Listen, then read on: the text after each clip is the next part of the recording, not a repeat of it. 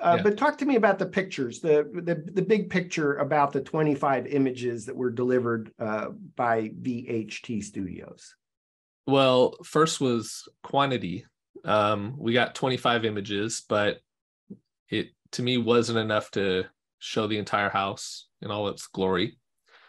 I don't remember by looking at them if they missed any rooms in the pictures or if they, but it just, when I delivered images to the client, I delivered, I think, 55 images. And that was just me shooting the house as I normally would. And interestingly enough, I've been training a new photographer, and this was her second real estate shoot ever. And I just let her loose in the house and I said, capture it as I've trained you virtually and, give me what you get out of the house. And she delivered 50 images. Mm-hmm. So for them to give me 25, it's like, I would have expected more. And I think on their website at one point, it didn't have that 25 limit. Now it says on there that they'll give you 25 plus images for that amount. So I wonder if they scaled it back at some point, between the time they launched it till now. But so quantity.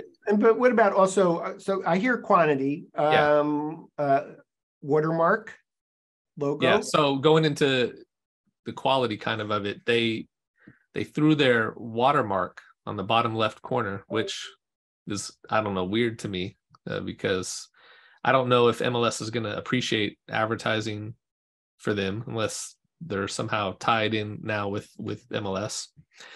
And that's on each photo. Each photo. I want to say there were 3 outdoor pictures.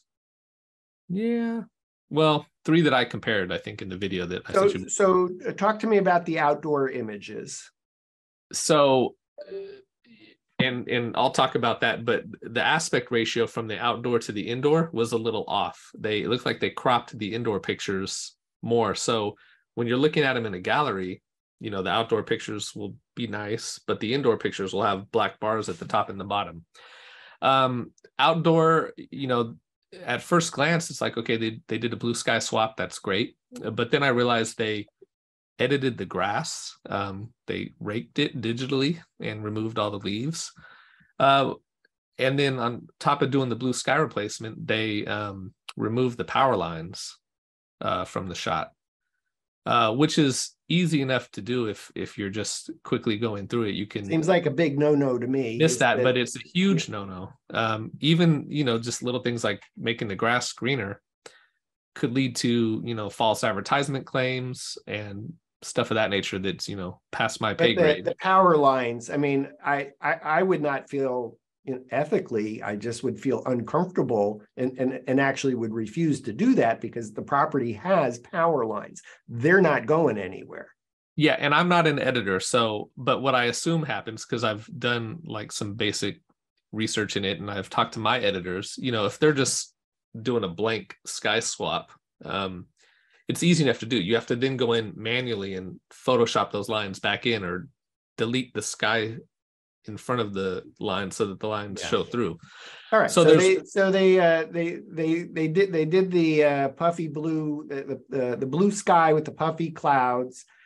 How about window pulls? And sorry, real quick about the sky. One thing that I highlighted in my video is that they use the same clouds in each shot, which is another nails on a chalkboard moment for me. I really hate that when I see the same pattern.